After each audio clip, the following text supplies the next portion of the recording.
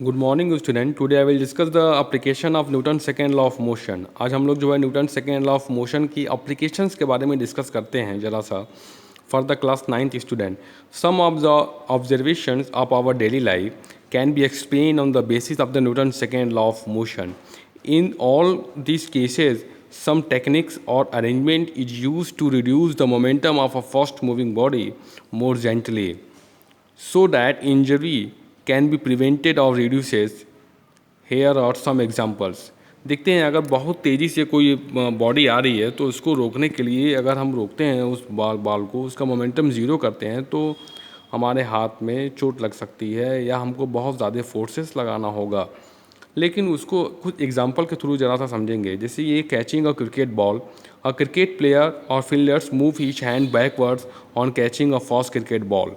अगर कोई cricket player जो है बहुत तेज़ी से कोई बॉल आ रही है तो उसको रोकने के लिए अपने हाथ को कैच करता है और कैच करते हुए अपने हाथ को थोड़ा सा पीछे रख के आता है। ये ऐसा क्यों करता है? क्योंकि उसको टाइम जो है ज़्यादा लगाता है। जब टाइम ज़्यादा लगाता है तो फोर्स की वैल्यू ऑटोमेटिकली क्या हो जाएगी? कम हो जाएगी, जिससे उसको चोट नहीं लगेंगे जो है। This is done to prevent injury to the hands. We can explain it as follow. A fast moving cricket ball has a large momentum. अगर कोई बॉल बहुत तेज़ी से आ रही है तो जाहिर सी बात है उसका मोमेंटम जो है बहुत ज़्यादा होगा। In stopping this cricket ball its momentum has to be reduce to zero.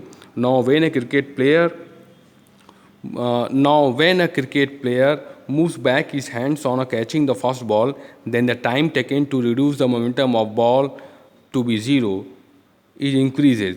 जाहिर सी बात है, अगर वो अपने हाथ को पीछे लेके जाएगा तो टाइम जो है वो ज़्यादा लगेगी। जब टाइम ज़्यादा लगती है तो फोर्स की वैल्यू ऑटोमेटिकली कम हो जाएगी, क्योंकि न्यूटन सेकेंड लॉ बताता है कि force is directly proportional to the change in momentum upon time taken. तो देखिए यहाँ पर जो है force directly proportional to the change in momentum upon time taken. तो यहाँ पर देखिए टाइम की वैल्यू अगर बहुत ज़्यादा लगेगी तो फोर्स की वैल्यू कम हो जाएगी। तो जैसे क्रिकेट बॉल अगर बहुत तेज़ी से आ रही है तो जो प्लेयर होगा वो अपने हाथ को पीछे लेके जाएगा। जब पीछे लेके जाएगा तो जाहिर सी बात हो उसको बॉल को रोकने के लिए ज़्यादा से ज़्यादा टाइम लगेगा।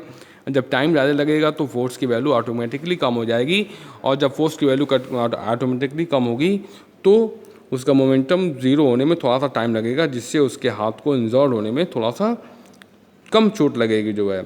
If however a cricket player stop a fast moving ball suddenly, then the large momentum of the ball will be reduce to zero in a very short time. लेकिन अगर वही क्रिकेट प्लेयर अगर उस ball को suddenly रोकता है तो जाहिर सी बात है मोमेंटम उस बॉल का बहुत ज़्यादा होगा।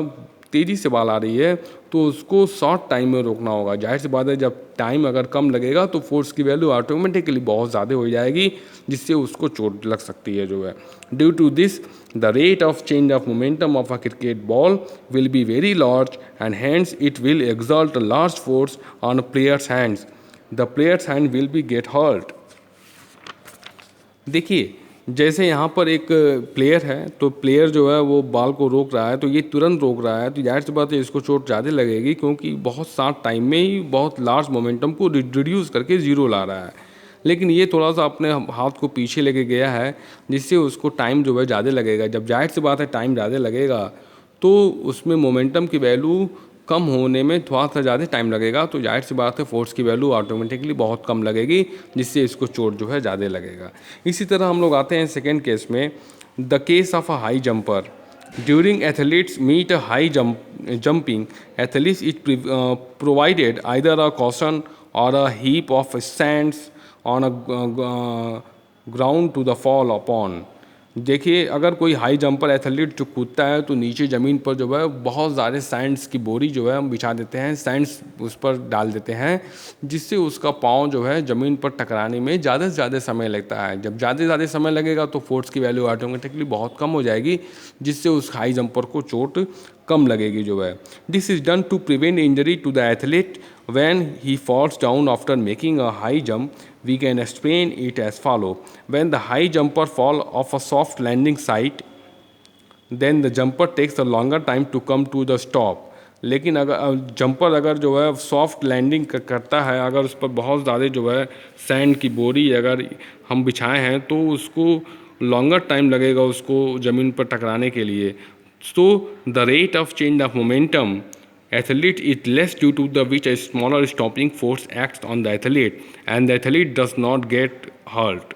Thus, the caution or sand being soft reduces the athlete's momentum more gently. If, however, a high jumper athlete falls from height to be hard ground, then his momentum will be reduced to zero in very short time. लेकिन वही अगर athlete जो है अगर किसी hard floor पर जो है ग्राउंड पर अगर गिरता है तो उसका बहुत ज़्यादा मोमेंटम होगा और उसका मोमेंटम बहुत शॉर्ट टाइम में ज़ीरो होगा, जिससे उसको चोट जो है वो बहुत ज़्यादा लगती है.